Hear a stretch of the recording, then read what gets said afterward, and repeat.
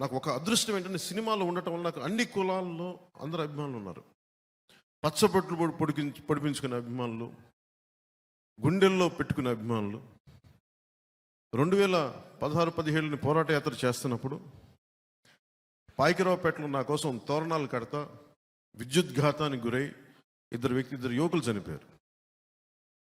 నేను పరామర్శకు వారి ఇంటికి వెళ్తే సెట్టిబల్జి కులానికి చెందిన నా అభిమాని, రజక కులానికి చెందిన అభిమాని.